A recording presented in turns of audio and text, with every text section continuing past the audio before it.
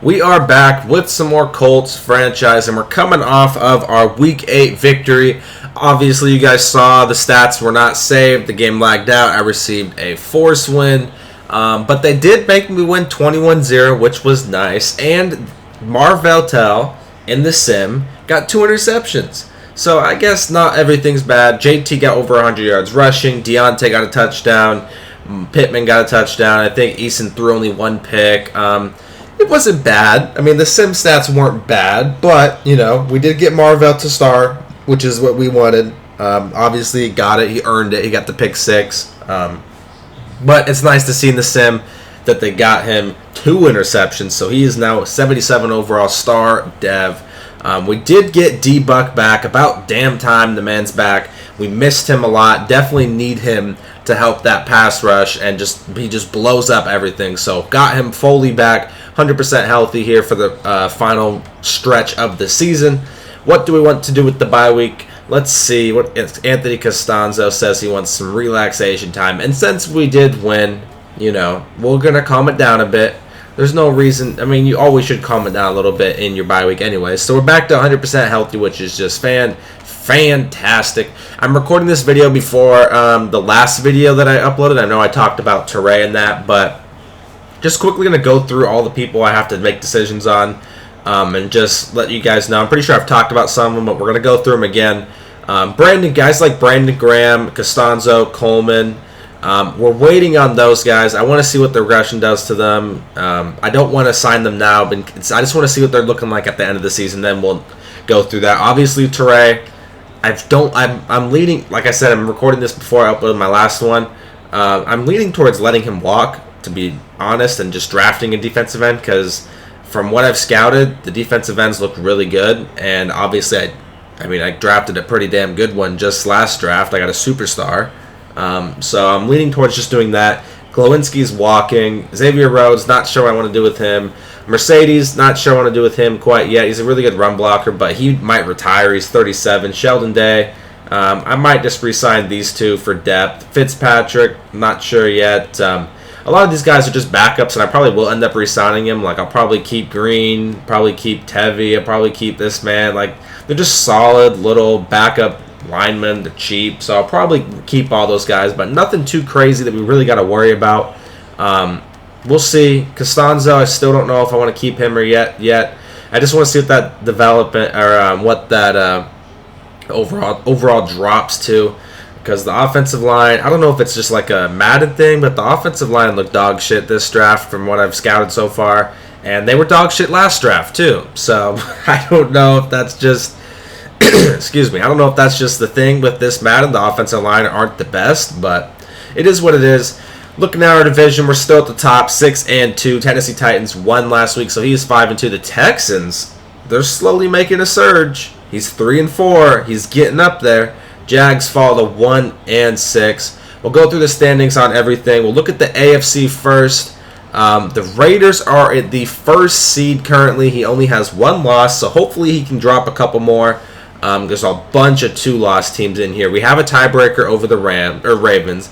We have a tiebreaker over the Dolphins. If we beat Tennessee, obviously it's tiebreakers over them. We don't have the tiebreaker over the Chiefs, which sucks, but somehow, we're ahead of them just because we have 6 wins. But so hopefully the Chiefs can lose and the Raiders can lose. We're still in a solid spot. I'll show you guys the schedule we have the rest of the way. But it's favorable for us, okay? If we just handle our business, we can make things happen. The NFC does have an undefeated team. It's the Tampa Bay Buccaneers, 7-0, Bears 6-1, and a bunch of 2 and 3 loss teams there. But pretty top heavy over here. I would just from the looks of it, it's a very, very even over here. Look at all these 5-6 win teams. But we'll go division by division. The North is leading by the Browns right now. Ravens right behind them at 5-2. Bengals 3-3 or 3-1. Had a tie, I guess. 2-5 for the Steelers. AFC South is us leading the way. The East, the Dolphins are at the top of that division, 6-2. Jets 5-3. Patriots and Bills 3-4 and 3-5. Really, I mean, these two can still make a push late and possibly win it, so it can still be really anyone's division. AFC West, pretty much the Raiders and Chiefs right now. It's sitting at 6-1, 5-2. Chargers and Broncos probably out of it. NFC North leading the way. The Bears just smacking everyone in his path. He is 6-1. The NFC South looking like Tampa's going to win it unless Kane can clutch up. We'll see how that end stretch goes. NFC East, pretty much between all the three, the Giants. Rest in peace to the Giants. It sucks to see them not, be legendary like they were last Madden for us. But the football team is at top. Dallas Cowboys 5-2, Eagles 4-3, and the NFC West. Really, anyone besides Mo's struggling. Mo's having the Cardinals. He's having a rough one here, but you never know what can happen later on the season. Seahawks 4-3, 49ers 4-4, and the Rams 3-5. So that is how the standings are currently looking. There's really not much to talk about this bye week. There's really nothing crazy that's happened. So we'll go through our team stats and kind of the leaders and stuff, and then we'll probably end it there.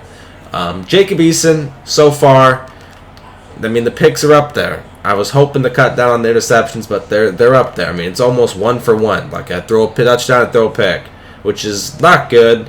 The past couple games, I've done pretty good at, being smart with the ball, but that 6 interception game was just brutal.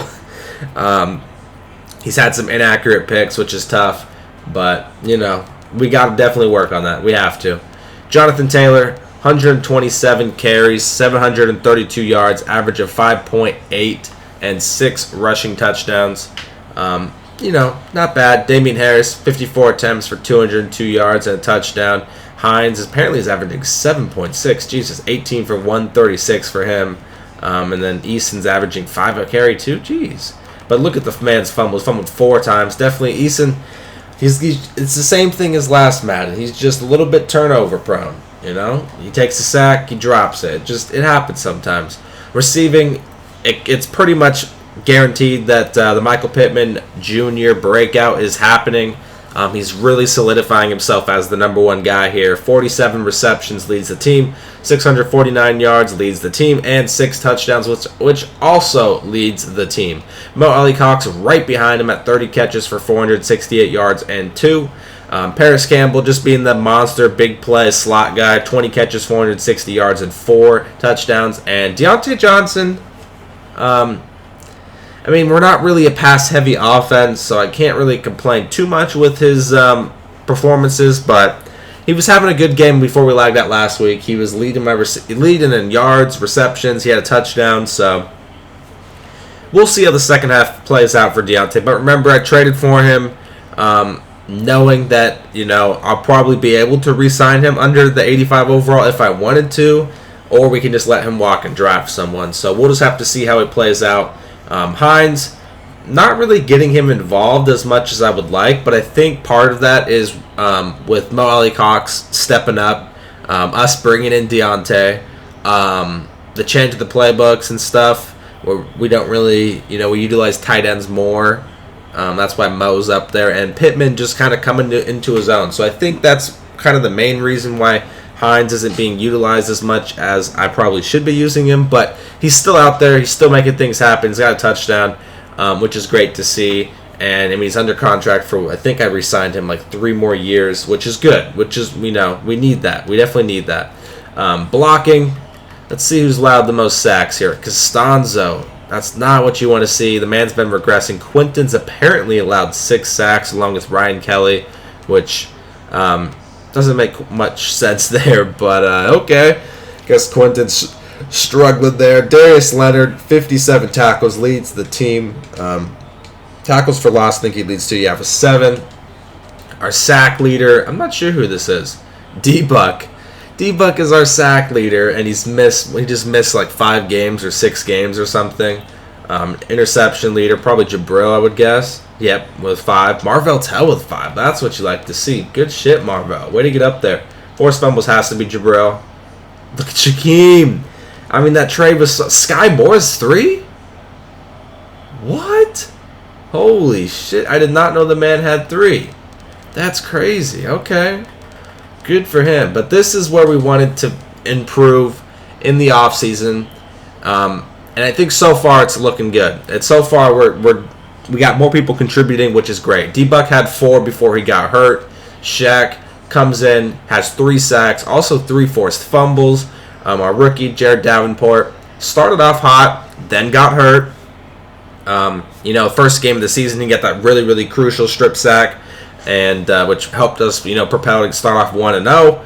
And he got hurt in that game, missed I think like 4 games, came back, and he really hasn't made that much of an impact. But I'm excited to see how he does when D-Buck's back and when people are doubling Buckner, and then Jared's mostly all by himself. See if that will maybe help out guys like Shaquem and Jared when DeForest Buckner's taking all that attention. Sheldon Day's got 2, Puna's got a sack and a half, Darius has a sack, Bobby's got a sack, Rocky Sin has a sack, Brandon Graham only 1 sack, but he's got a bunch of pressures. Like, he gets in there, he makes things happen. Just only 1 sack, a little bit of bad luck, I would think, there. Ben's got a sack, and Mike Daniels has a half a sack. So a lot more guys contributing. We'll see what happens, after the bye, later down the road, and how we do with that. But it's good to see more people helping out. Rodrigo, 18 for 20. Both missed kicks are probably me just wanking both of them. And 100% from extra points. So Rodrigo, he's here. He's here to stay. Same with Rigoberto. They're both going to be our special teamers for a long time. Paris, really nothing in kick return, nothing too crazy so far. Same with punt returns. I mean, our longest was a 13-yarder. Nothing really crazy there. But that is that for our team. Let's take a look at some league leaders and stuff and see how that's looking. Currently, passing yards leader is Matt Ryan with 3,142. He probably leads in touchdowns, I would assume, right? 27 touchdowns. Just absolutely slinging it. Our rushing leader right now is Saquon Barkley with 899. I don't even know if I'm top 10. 1, 2, 3, 4, 5, 6, 7, 8, 9. I am top 10. Probably would be up here a little more if it wasn't for the game where I benched him because he was fumbling like crazy. But good to see my boy Saquon get up here. Cam Akers, Derrick Henry, Leonard Fournette. Kind of some interesting people up here. Kalen Ballage is up here. Pretty weird if you ask me. Receiving leaders, Terry McLaurin, 1,200, almost 1,300 yards and 13 touchdowns. The dude's being a freak right now. Odell at second, over 1,000 receiving yards and 7 touchdowns. The rookie Justin Scott, it's got 12 touchdowns right now, 884 yards. This guy's looking like a monster for the Tampa Bay Buccaneers there. Zach Martin's apparently allowed no sacks. Absolute legend. Tremaine Edmonds leads in tackles with 84. Holy shit, he probably leads in tackles for loss too, doesn't he? Oh, nope, second. But Khalil Mack with 14, leading sack leader. Did I really just see that number? Oh my days. The man's got 17. Chris Jones in second with 12, but this man has 17. I think he got 2 or 3. Maybe I think he got 2 against me when I played him. Holy shit, dude. What? I wonder what it feels like to have someone like Aaron Donald on your team where he's just getting sacks at will like that. Mika Fitzpatrick in first and interceptions with 11. Let's look at forced fumbles. What do we got here? We got Aaron Donald, absolute legend, 6 forced fumbles somehow, and then we got 3 for those guys there. Kicking, I guess I'm in first for kicking. Okay, let's go. I like that. Somehow I'm ahead, but I'll take it. Punting, the Beals punter. Kick returns. Have we had any kick returns for touchdowns? Let's see. Nope. Special teams is hard, man. It's hard.